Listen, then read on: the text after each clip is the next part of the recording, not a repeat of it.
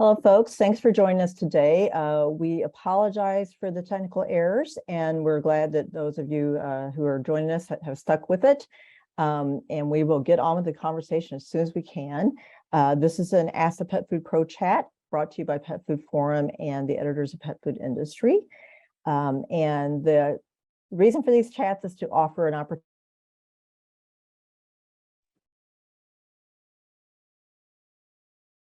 Debbie, you're muted. Get answers to some of the questions you need to make your best pet food and treats. So today's chat is all about research on probiotics, and it's supported by Christian Hansen. Thanks very much to them. And our experts today are Dr. Lydia Alaverdova, Head of Global Marketing and Senior Global Pet Portfolio Manager for Christian Hansen, and also Dr. Marcial Guevara, Global Product Technical Manager Pets for Christian Hansen.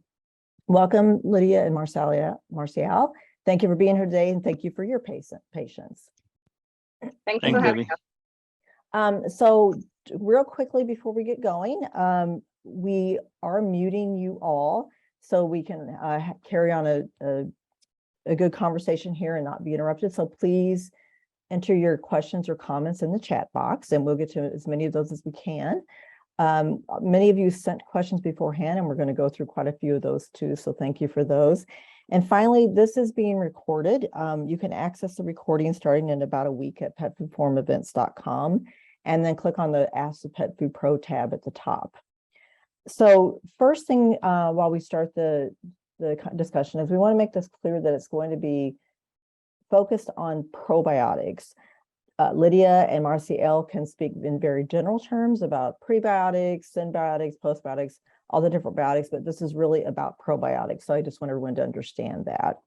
And so to start that off, Lydia, I know that Christian Hansen did some consumer research on what they think about probiotics.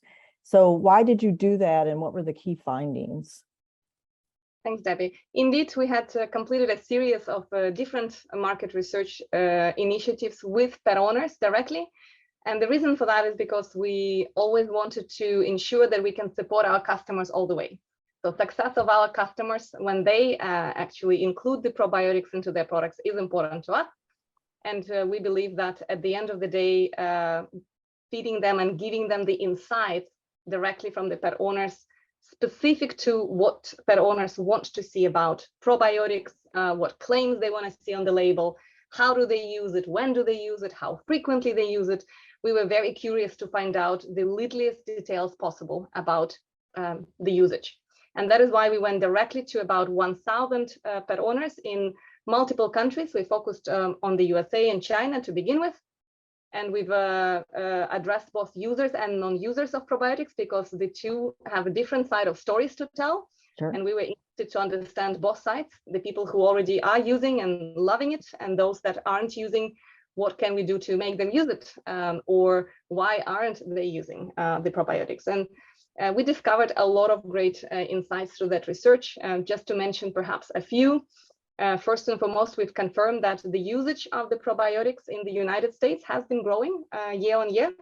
And today, based on that specific market research, quantitative market research, we've confirmed that about 27% of pet parents are aware and report that they use actively probiotics for their pets, either through pet food or supplements. And if you look at that number in some other markets like China, that usage goes up to 60%. Wow. Which we find very encouraging and also very interesting. Why is that, right? What makes Chinese pet owners so much more leaning towards the probiotics? And of course, we've been asking all kinds of questions. Why do they use probiotics? And here I would say my buzzword is it's wellness, it's well-being. That is what drives them to choose that category, right? And actively look for products that contain probiotics. Our customers very often ask us this question. Do people actually go out and look for products with probiotics? Well, this particular research indicates that majority of pet parents who use them today actively chose a product with probiotic. It wasn't a passive situation. And of course, for those colleagues, veterinarians that are perhaps joining us today, I must say that veterinarians play a key role in that probiotic recommendation, or the reason why so many people are using probiotics today. So those would be a few things I could mention, and happy to answer in depth any other questions that people here today may have. Yeah, we might want to come back to the veterinary angle. That's pretty interesting. Did you ask in your research whether people were willing to pay more for a functional ingredient like a probiotic? We did, and that was a $1 million question, right? Right. We did ask that question, and actually 17, they're willing to pay more for the probiotics, that's for sure. And depending on how you look at the data, right? Funnily enough, some people, more than 20-something% of users were willing to pay a high premium for probiotics. And when I say high premium, I mean 17 and up % more for a product that contains probiotic. But of course, it was a range, right? It was a range anywhere between 5%, and there were people who were willing to pay 22. Now, I would always encourage everyone here on the call to always, of course, take market research of such sorts with a piece of salt or with a grain of salt. But intent and purchase are two different things, of course, but it gives us a fascinating indication that there is a willingness to pay more, and they see the value in it. Yeah. Right. Yeah. Yeah. I think there's been consumer research in a lot of different areas related to pet food where you can never be sure that the intent to buy is the same as, or the willingness to buy or pay more is the same, but I think it is inching up there for a lot of other things. Yeah. So following up on some of that consumer research, let's talk about some reasons why pet food manufacturers use probiotics in their products. What some of the questions that came in earlier are asking, for example, how do you know if a dog needs a probiotic or not? Marcia, so if you don't mind, I'll take that one. So there's something you'll have to understand in terms of the microbiome. It's just a very complex community, and there are microbes that are beneficial in that microbiome. So let's say old dogs, old animals are going to need a healthy microbiome, so good microbes in it. Now, whether it needs a probiotic, it comes to the fact that there are certain aspects of maintaining health that you can get to it with probiotics, right? So there's specific targeted uses of probiotics, and we've seen that in the market for humans or animals. Is you might have probiotics that are focusing specifically on good health, but there's also probiotics that can impact other different systems. And then even if we're talking about a healthy, normal adult dog that you have in your home, I would like to think of probiotics as a safety net. When you have regular stressors in life, regular life situations, a dog going out for a ride on a car, the dog going out to a park and eating something that you have not eaten.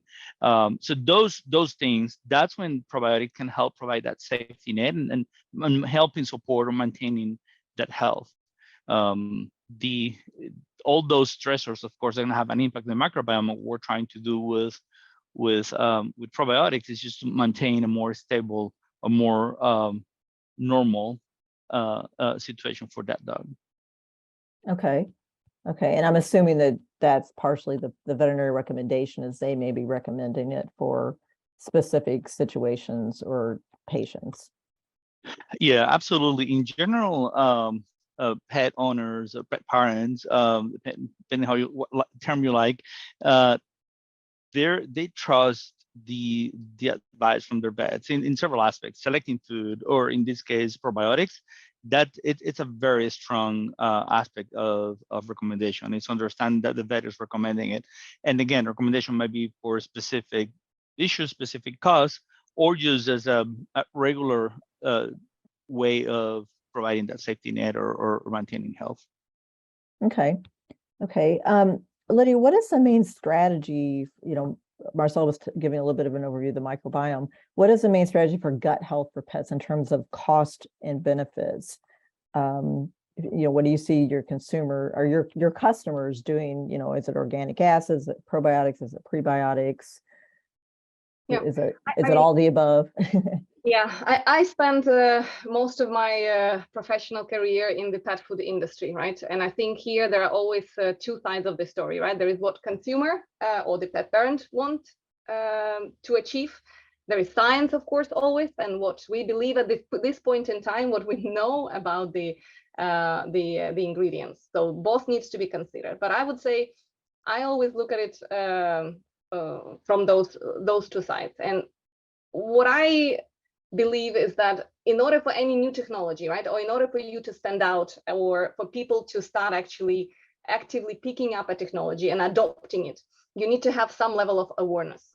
So when it comes to some of these other functional ingredients, I think the question is how many people do know what organic acids are? How many pet owners go out to the label and look specifically for organic acids? And I can tell you from the top of my head that about 85% of people, not pet owners, just generally consumers, based on the study, I believe it was done by FMCG gurus, and they do it every year. They look at the level of awareness of the terms, and it is 85% for probiotics. It is 54% for prebiotics. And then it goes down to like 10% for postbiotics, 10% for symbiotics, and so forth. And to me, that tells me that you and again, assuming that a lot of you here are the pet food producers or manufacturers or representing the brands, if you are trying to find a right path, right, to provide a health benefit or to incorporate some of these functional ingredients, you need to then work a lot harder to create that awareness if it's not there. People do want probiotics. Consumers want probiotics. They are aware of what it is, and they already know and associate it in their heads with two things. One is the gut health, as you say, and two is immune support or immune health. Those are the top two that they already kind of made the link. You don't have to spend a cent or any of your time to try and convince them about it. Now, of course, I understand there are different types of the companies out there, and I can see a lot of questions in the chat about the science. And of course, that has to be taken into account. And when it comes to probiotics, it's a tricky situation, because a lot of the time, the studies that are done out there, right, were either done on healthy pets or underpowered, or again, we are trying to make conclusions about probiotics in general, based on the data we have available today, and there isn't much. I agree to that. So Martial can comment a lot more on many of those questions for the scientific part.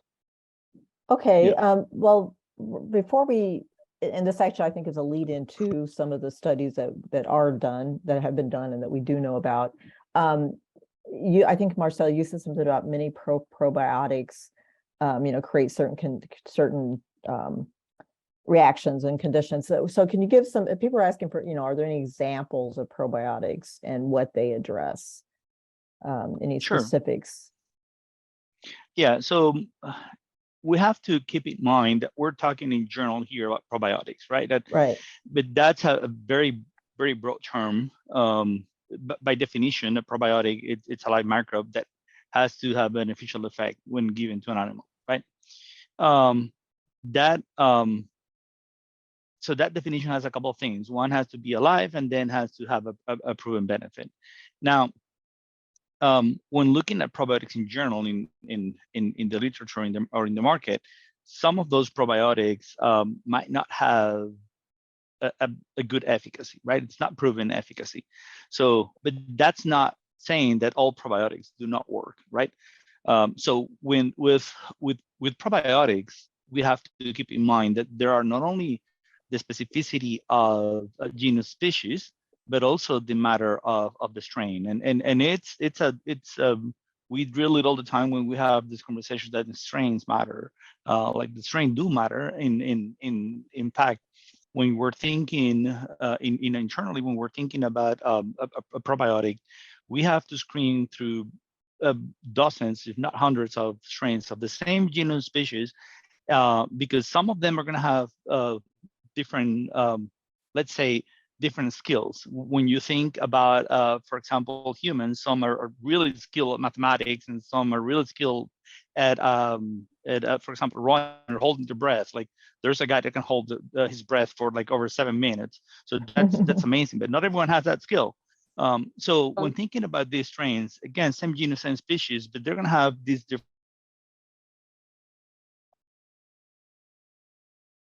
Did we lose him? I think he froze. Yeah. But I think what he was saying is that every skills. strain. And that's what we need good at impacting, for example. Oh, sorry. That's okay. You froze for just a few seconds. You're fine. You're good. All right. So so some microbes are going to be really good at, for example, secreting enzymes and helping break down components of the food. And some other microbes are going to be really good at stimulating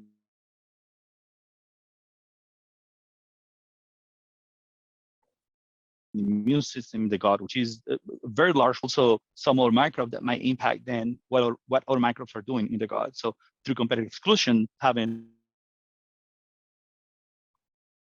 it's that whole concept of having good bugs fighting off bad bugs in the gut. So in general, I would say for probiotics and the use of these probiotics, we need to keep the first thing that we need to keep in mind is specifics about the strain that we're using. And from that point, understanding the efficacy of that specific strain without encompassing all probiotics. Okay, so we did have quite a few questions ahead of time and also in the chat box now about, research and data. So are there independent reviews, scientific reviews on probiotics and how they can be used in practice? Yeah, absolutely. So yes, there are a few meta-analyses of probiotics, and again, not surprisingly, what they found is when you look at a whole bunch of studies on different probiotics, that some probiotics work and some don't. So what the data is showing us is what we say, which is it if you look at the metadata, it says, oh, like the use of probiotics is undecided. Like they're not clear if it is beneficial or not when you look at everything, right? When you look at then specific strains, when you have to be understand that strain might be really good at something. So there are a lot of publications on different probiotics. It could be bacterial based, yeast based. Like you just have to. And regarding independent review, there's a lot of academic research on this. My suggestion when you're reading some of those articles is just make sure that when you're reading about a probiotic, don't just get confused by the fact that you might have something else that have the same genus species. Keep in mind, again, look in that publication what specific strain they were doing research on.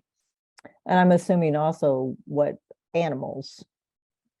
True. I mean, it's going to be different. A specific strain is going to probably react differently within a dog versus a cat versus a human versus a pig versus a whatever. Yep. Yeah, and I would like to add that I would say that there is plenty of human research, and I think Christian Hansen as a company is very proud of all the human health research that is available, supporting the strains that are used in that space. And we have plenty of fantastic data, both in vitro and in vivo, in other animal species, pigs and poultry and ruminants, right? So the dairy cows and the beef. But ultimately, I think one has to kind of make a choice as well, right?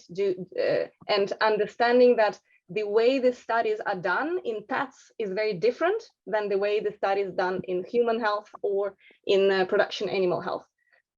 We are very much looking at the animal welfare very, very specifically, right? So that is very important.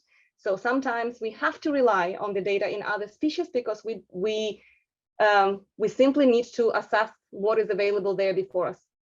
So I would say there is no harm in trying to use the broader range of the studies out there to decide, to make your own decision. Are you a believer or are you a critic? And it's fine to be both sides, but you need to make the choice because the studies are dependent on the dose, on the strain, and there is no way a majority of companies will invest, right, in every possibility, every dose, in every species. So I think we also need to be practical and pragmatic about the science when it comes to it. So again, maybe a little bit controversial answer, but I will throw it there because I do feel passionate. You know, more research, more in vivo research is not always the best route. Understood. So perhaps for folks on the call or others who are, you know, trying to learn more about probiotics and using them in their products, it's, you know, look at, you know, do your research. I'm sure that, you know, these days there's so much available research through the various, you know, the +1 and, you know, the various or PLOS one, sorry, and the various journal repositories that it's probably easy to find, or relatively easy to find, and maybe start with a broader search and then see if you can narrow it down. Is that a good strategy? Yes, and remember on strains, right? Strain matters. Yes, that is key.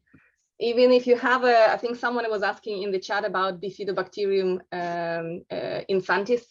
Yes. Right, and you know, there is research in human health for sure around that particular bacteria, but remember, what strain was it made on, right? And there could be millions of different Bifidobacterium infantis strains out there.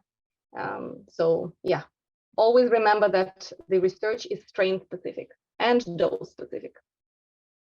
So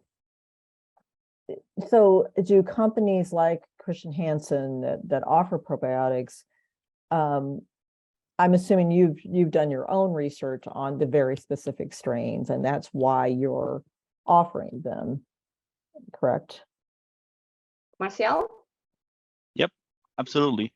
So going back to the topic of research, as you would do with humans, the first thing that we need to understand is are probiotics safe? And that's key. And that would be true also for any other ingredient we would use in human or pet food or feed. So it is safe. So that's the first thing that we looked at. And yes, we have done all that research, and not only doing a whole genome sequencing of these probiotics, but also looking at the phenotypical expression of enzymes and toxins. Like it's first thing, they're safe. So all that research is done.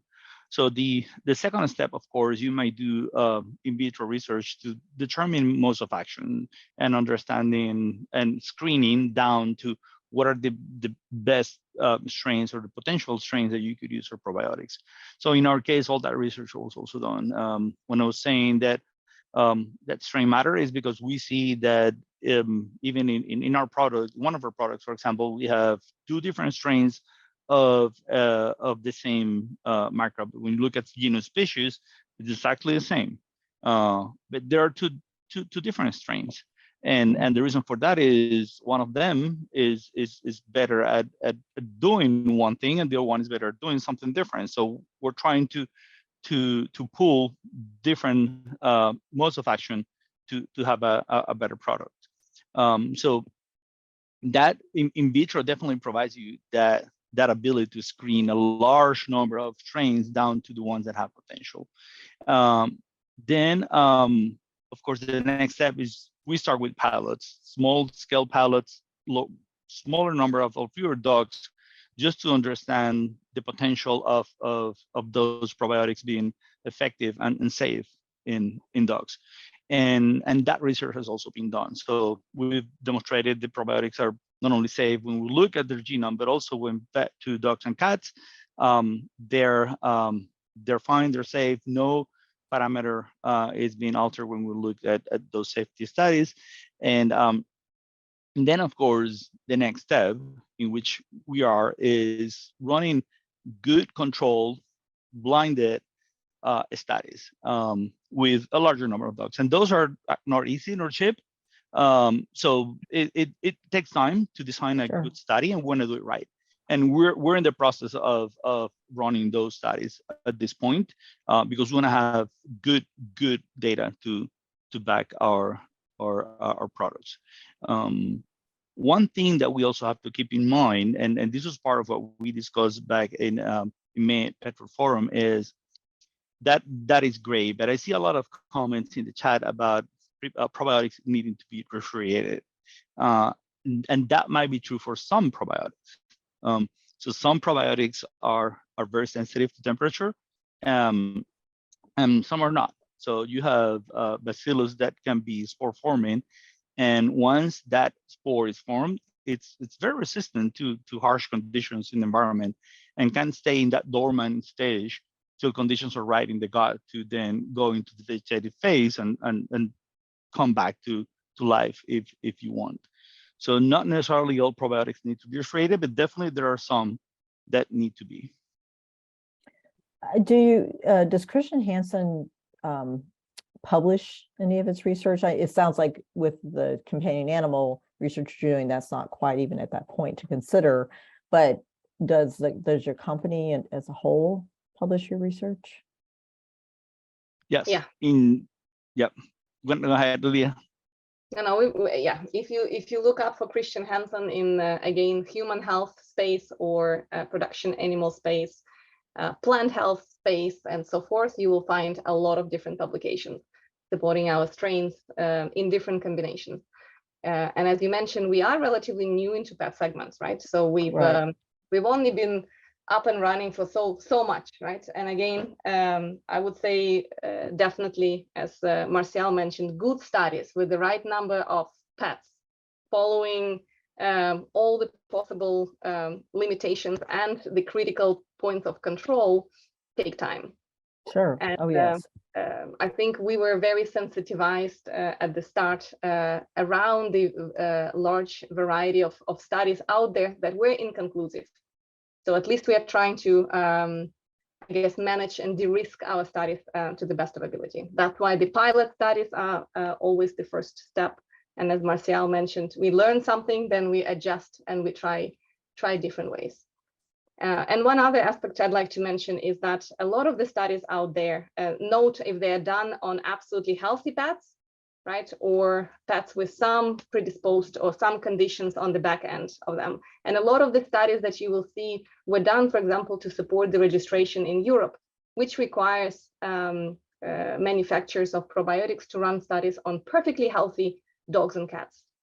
So the chances of showing on perfectly healthy stool a significant increase in dry matter or some other parameters, it is not an easy thing to do. And I think we all need to be, again, pragmatic and considerate and use broad aspects of research, not just single focused on if there is no in vivo, I will not use a given probiotic. Try it. And also one other comment is regarding trying probiotic on its own and trying probiotic that has been integrated in your product, right? So because there could be some complementary benefits, right? Probiotics is not pharma drug, okay? Right. It's a supplement or it is a nutritional additive. So why do we expect miracles from them? They are not. If there were miracles, and there are, that's why some of us are also doing the biotherapeutics, like looking in bacteria for biotherapeutics. That is the drug angle of it.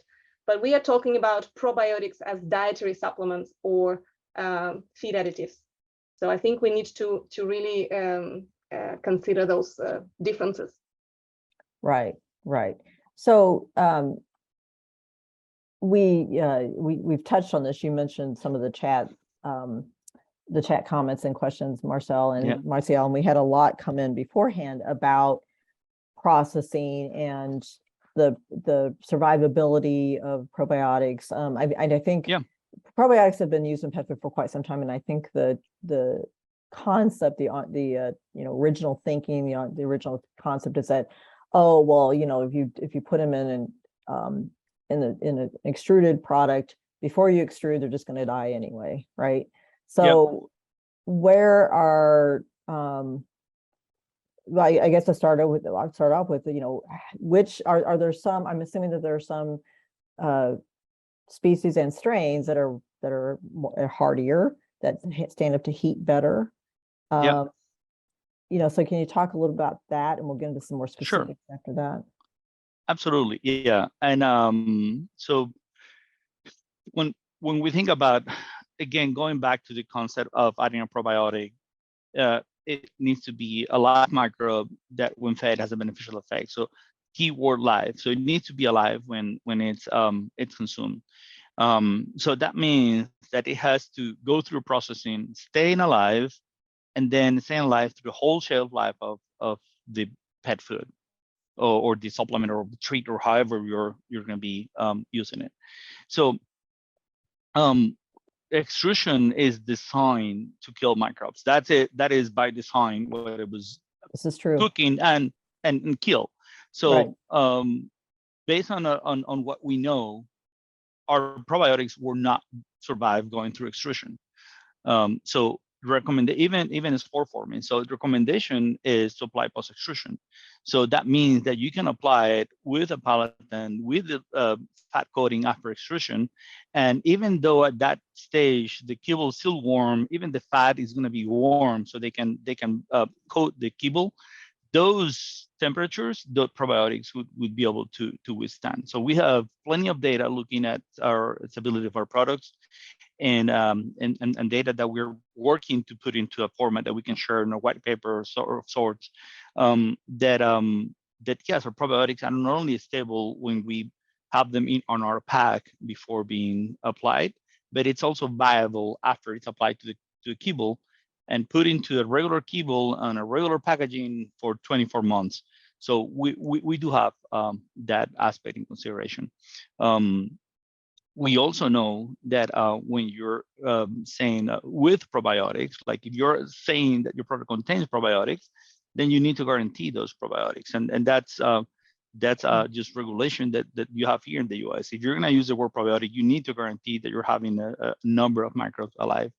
And someone was mentioning about products being tested and not being alive, and yes, it is true. Like that I cannot talk about all the products that were tested in that research. I've seen some of that research, but in our case, before we launch, we have to do that due diligence of looking at long data, long set of data of at least even beyond what we're guaranteeing.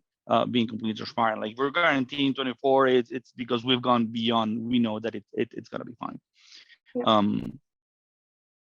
So I know that a common one you see on pet food labels is lactobacillus, and someone commented on this too. If you see that on a pet food label, then that means it should at least have been applied post extrusion, further to still be Most likely. enough organisms to be able to claim it on the label. Yeah, but they also could have, of course, been applied as a processing aid for other purposes, and that's fine. Let's just not call them the probiotics.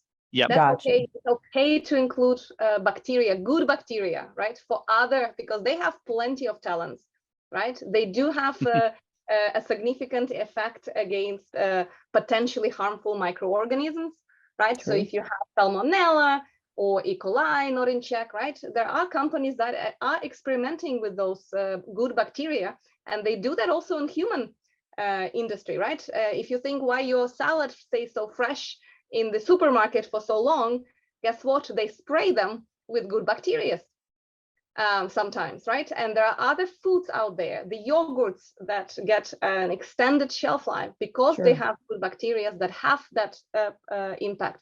So you could see lactobacillus bacteria on the label, but I hope that those companies are not mentioning the word probiotic unless they are ready to guarantee the level of inclusion. I think that is important to also understand. Nothing against using good bacteria across multiple applications. There is so much potential with them. So I think we had a question come in beforehand that so there are some dry foods out there that claim to have probiotics inside. Any comments on that? Like, you would think that would mean that they were part of the formula, part of the batch, while it was being extruded. I think, Or we- yeah, I would say, again, based on this marketing research that has been done with pet owners, right? We've done some deep diving on the claims and the statements that these pet owners react to, better or worse, right? And we've tried different approaches, right? We've showed them different statements and we try to understand which statements resonate the best. Right, and claims and mentionings on the packaging, and ideally on the front of the packaging, if you again look at this particular market research, indicate that majority of pet owners are very happy with as simple as with probiotics. That is already enough for them to, again, remember, 85% of them already know about it and made a mental connection around the benefits. They already believe that they are good. Right? And they don't necessarily always are asking for additional proof. We want to provide them additional proof, of course. Right. But I think that aspect needs to be taken into consideration. Secondly, we've put in front of them some really specific statements, right? Like, well, you know, what if we say, you know, treats or supports or does that or does this, you know, very specific conditions and longer claims, more details. And the truth is they always pick the simplest ones, the ones that say help support a healthy digestion, right?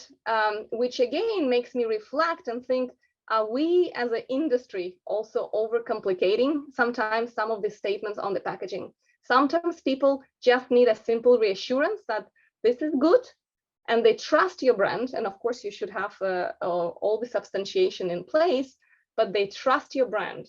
Right, to make that choice for them. That's why they buy you. So I would contribute, you know, with probiotics inside claim would be perfectly acceptable by pet owners, as long as, again, companies are truly guaranteeing and ensuring that those probiotics are there, not Right. at the end of the manufacturing, but at the end of the product shelf life, whatever it is, 12 months, 18 months, and so forth. That is what the guarantee is stating. Yeah, and I see a question in the chat about the temperatures and if Yes. probiotics can withstand those temperatures. Again, this is where we have to keep in mind first the genus species, what microbe are we talking, and second, strains. We have a broad range of probiotics in Christian Hansen, and we know, for example, that one of our products that we have for pets, we've done the research and applied it in fat, in palatine, in dry palatine, in liquid palatine to kibble, and have done the stability testing for those for that kibble, and it survives perfectly. That product that was designed to do that. We also have products that we know that are designed to be used as supplements that are not going to withstand 40, 50 degrees. So general lactic acid bacteria is very sensitive to higher temperatures. So for example, in those microbes, when you think about traditionally, when you think about accelerated stability of fats, you just put in a chamber that is warmer, and then you can run an accelerated shelf life. That doesn't work with lactic acid bacteria because you're going to kill it as it's warm. It's going to die. So the certain lactic acid bacteria, then I would say if you put it on fat at that temperature, it might not survive. But the point I guess we're trying to convey is you need to partner with the probiotic supplier so you can do the research on their specific probiotic on your specific product and application, because the temperature that you might be running your fat when you're coating your product may not be the same as other manufacturers. So you need to understand the specific application of that specific probiotic product on your specific product. Yeah. Okay. And to add to that, I would say, you know, when you think about bacteria, there are three things that they don't like. It's oxygen, very often, not always, but very often. The level of oxygen, depending on what bacteria is in front of you, they may love or not. It's the temperature, and it's also the water activity. So Yep. your packaging, the way of manufacturing, the water activity that you target, the format of your food, what's in it. What else is in that matrix? All of that matters. So when people ask, oh, do you have, you know, can we use this information? It's going to be the same for our product. We always say, let's test it in yours. And luckily Right. for us, we have capabilities to do that, right? So if you want to test it, we can do it and then find out for that specific product. That makes sense. So we had a question that had come in about, is there a temperature range, or how high does the temperature have to be for properties and values of probiotics to begin to be destroyed? It sounds like it's so dependent on the bacteria, the strain, the Yep. product itself, the processing of that particular place. Yeah, there is some published research about, for example, use of probiotics in pelleted food for pigs. And in pelleting, you can get up to about 85 degrees centigrade. So, which is very, very hot. For that short period of time that they're exposed to that temperature during pelleting, this specific probiotic product survived. So this probiotic was designed for that application, so it can survive that. So the range is broad, and it's going to be very dependent on a bunch of different factors. So again, the advice is back to test the specific probiotic on your specific application. Okay. Okay. So that would, I would believe, would apply to a question about, what strategies can you use to ease the probiotic survival in extruded pet food? Again, it's just going to depend on too many factors to be able to answer that. Yeah, there is, I mean, the factors Lydia was mentioning, for example, water activity, right? So if the better you manage your water activity, then you can improve the chances of survival of a probiotic. The better the packaging might be a barrier for oxygen, then the most likely you're going to have a better survivability of the microbes. So there are some strategies that you can apply in general, and of course, in general, the idea would be to have lower oxygen exposure, lower water activity. Those are going to be critical in helping you extend shelf life. Which is true about it, pretty much every other aspect of the pet food, right? Right. What about baked dog treats? We had a question about that. Do they need anything special added to them to ensure the efficacy of the probiotic and their survival? So with baked treats, it depends a little bit on the application. If we're doing as with kibble, you're applying it after baking as a coating of the baked treat, then there's no problem for most of the probiotics.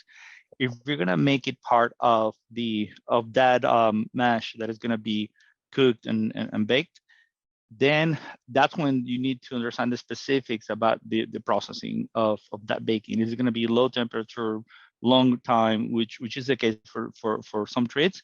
Then that would need to be researched in that specific matrix, because it's not only about temperature, but also the mixture of ingredients, the amount of fat, the amount of moisture. It's very complex. So it's better just to test it on the specific application. And we can help with that. Okay. What about, someone asked, and Lydia, I think you were looking at this, what about nano or micro encapsulation strategies for probiotics? And those indeed exist. I think I'm yet to be, I guess, surprised to find those that work, because for it to work, it has to be cost efficient.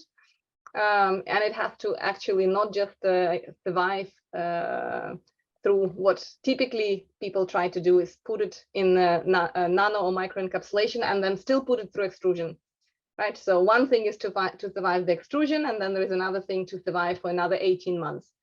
And the data, at least I had seen, doesn't suggest that a lot of these encapsulations are as effective yet. But I know a lot of companies are working on that space, including us, of course.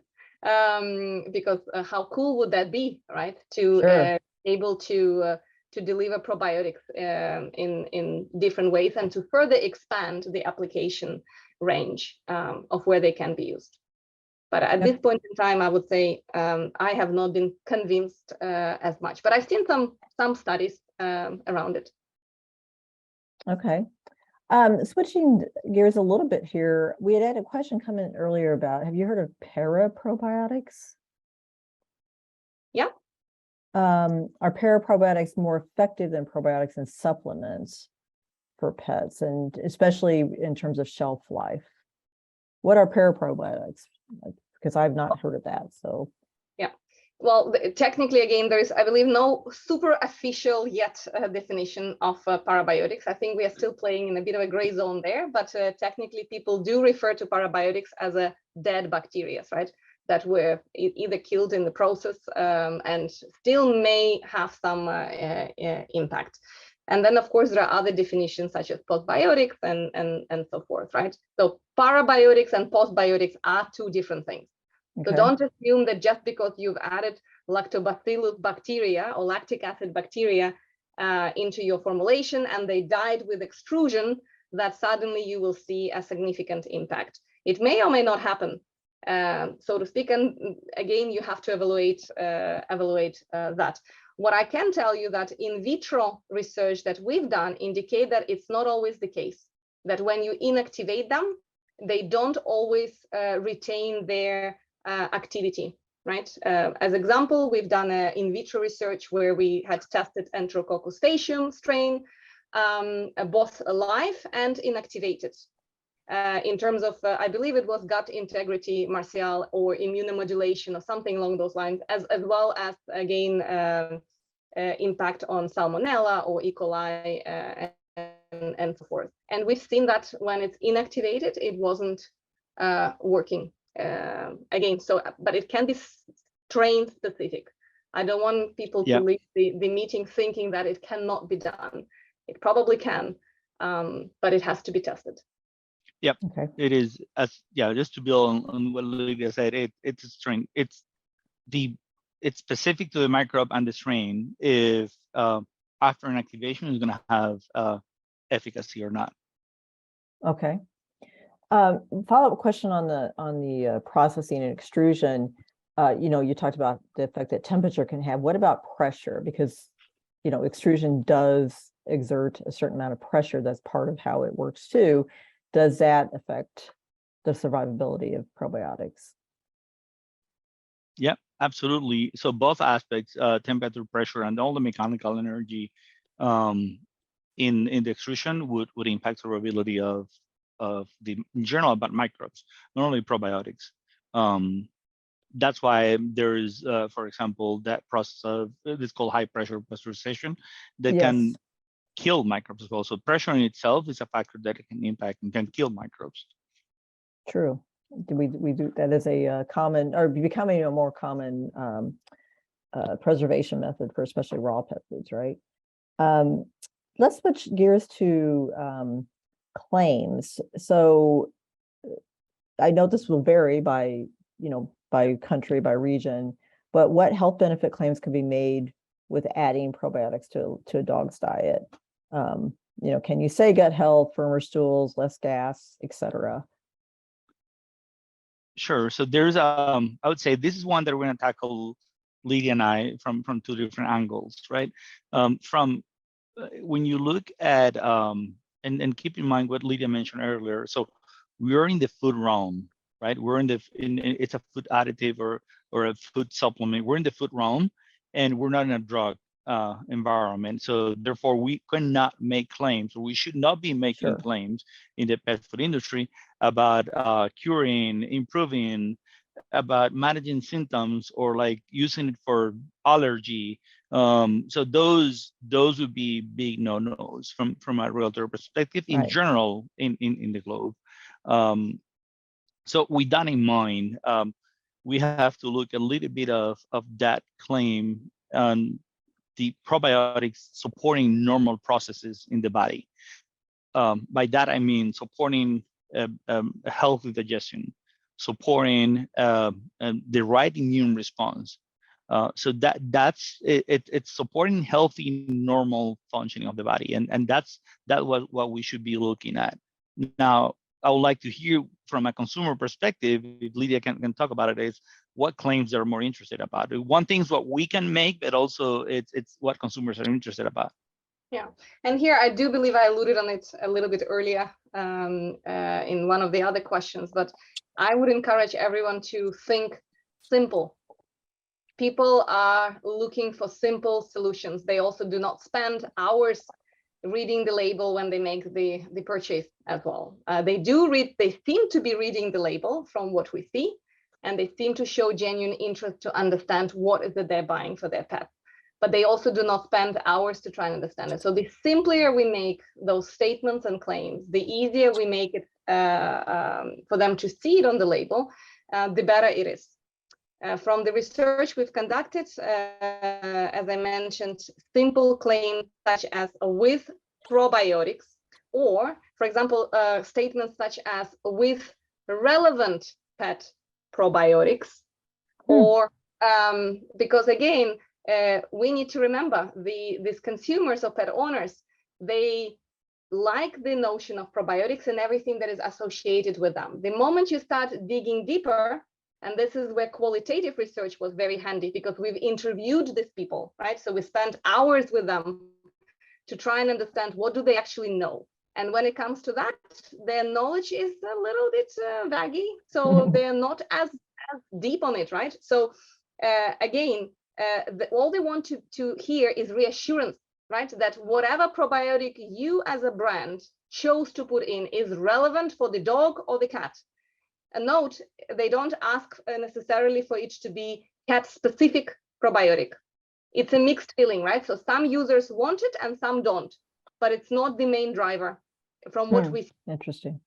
Right. So again, some people want pet-specific, so isolated from a dog or a cat, but it's not a guarantee. It's not that it's scoring off the charts with 10 out of 10 saying that is very important to me.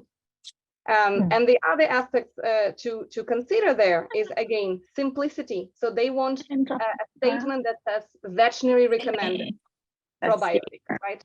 Or a probiotic that has been specially selected for dogs or cats, or relevant probiotics, as I mentioned. And when it comes to health benefits, supports healthy digestion, supports healthy immunity, were the top claims.